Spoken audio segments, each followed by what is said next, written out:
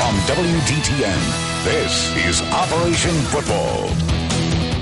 Hello and welcome to Week 5 of Operation Football. Along with Jack Pohl, I'm Hutch Connerman. Coming up on tonight's show, Miami East visits 4-0 Covington in a key cross-county conference matchup. Oakwood was shooting for a second straight upset as the Jacks played host to undefeated Eaton. And in just a little bit, our Jeff Schmidt Auto Group Game of the Week between Sydney and Fairborn. But we begin with a big crossover battle in the GWAC. Well, that's right, Hutch. Centerville has emerged as the top Division I team in the area and one of the best in the state. The 4-0 Elks, ranked 8th in the state of Ohio, put that record and ranking on the line tonight at home against upset-minded Springboro. Let's head to Centerville Stadium, where Elks head coach Ron Ullery was leading his team out onto the field. It was a gorgeous night in Seaville. Future Ohio State Buckeye Michael Bennett blows through the Springboro line and sacks the Panthers quarterback at 63. Is fired up. Coach Ullery now wants to see his offense make a play. After getting stopped on downs on their first drive, the Elks get into the end zone on their second possession as Michael Hale dives in for the score. The home crowd going wild, and the extra point puts Seaville up 7-0, but Springboro would have an answer. Quarterback Josh Little on 3rd and long finds Jaron King along the sideline for a first down pickup. Later on the drive, it's Little going to Jake Johnson this time, and he'll work his way down the sidelines before getting pushed out at the 1-yard line. Coach Ullery not happy one bit. Couple plays later, Little on the quarterback keeper. He gets in for the touchdown, and the Panther fans are smelling upset. But they missed the extra point. Centerville stayed out in front 7-6. Just before the half, another long drive by the Elks is capped off by this Chris Barr touchdown run. The Panthers gave the Elks a good game tonight, but Centerville goes on to win this one.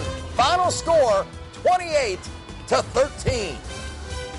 Our Jeff Schmidt Auto Group Game of the Week featured 2-2 Fairborn against winless Sydney. A tale of two quarterbacks. The Yellow Jackets lost their talented signal caller, Colin Beer, to a knee injury in Week 1. Meanwhile, Skyhawks junior QB Kendrick Williams is currently the top-rated passer in the Greater Western Ohio Conference. To Bushmeyer Field, where it was the North versus the South in the GWAC. A scoreless game in the second quarter.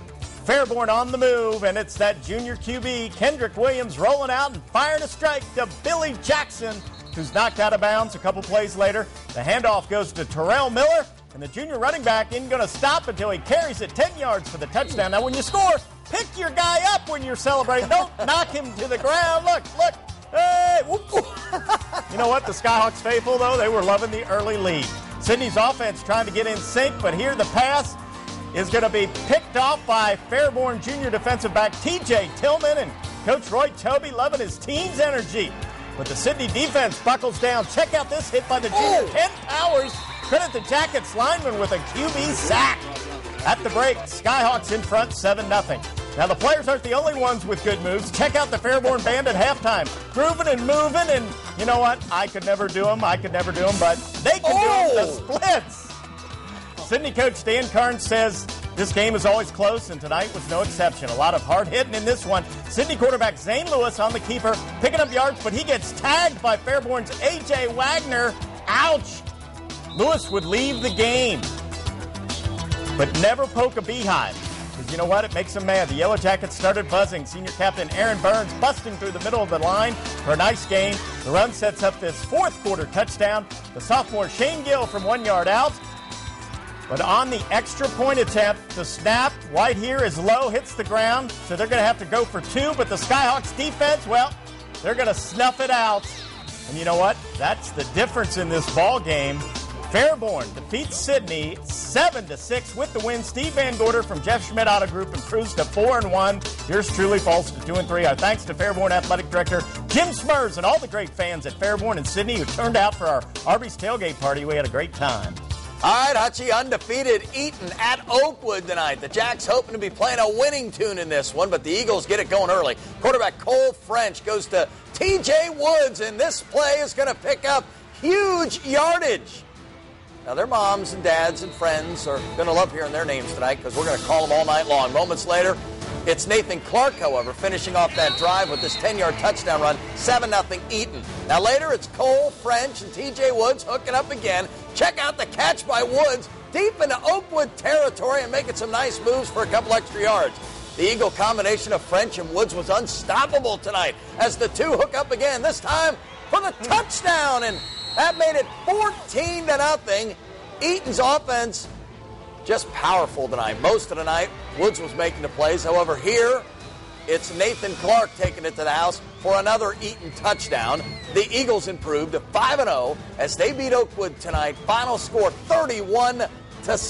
Those Eagles are soaring. Let's head to Covington, where the undefeated Bucks played host to 3-1 Miami East. Covington with the ball, but the Vikings read Pyers with a big hit on the option, causes a fumble. Miami East recovers. A few plays later, the Vikings' Josh Schneider with the 1-yard touchdown run. Miami East 7-0. The Bucks answer the bell. Tyler Knopfsinger gets free, and he's going to carry it down the sidelines. Look at him go. 50 yards for the score. We're even at 7 apiece.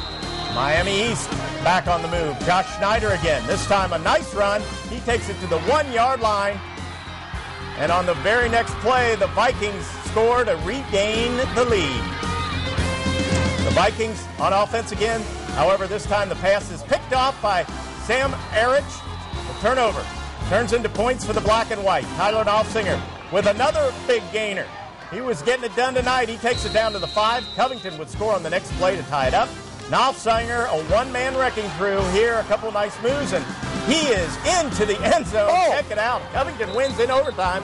As we go to the scoreboard, it's the Bucks over Miami East, 40-34. Troy shuts out Beaver Creek, 29-0.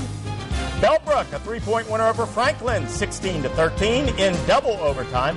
Alter by 3 over Hamilton Baden, 10-7.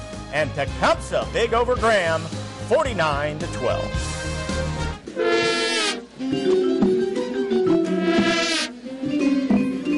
Congratulations to the Centerville Jazz Band, our Operation Football Band of the Week. Under the direction of Brandon Barametti and Assistant Director Joshua Baker, the Centerville Jazz Band is over 100 members strong. Tonight's halftime show is also their competition show entitled Every Which Way. The Jazz Band will host the Centerville Invitational on October 30th, featuring 20 schools from all around the state. Go out and enjoy it. Congratulations once again to the Centerville Jazz Band, our Operation Football Band of the Week. All right, Hutchie, we are taking our first time out, but when we come back, another GWalk crossover game, this one between Piqua and Fairmont, and you won't believe how this one ended. Highlights coming up when Operation Football continues in just 2 minutes.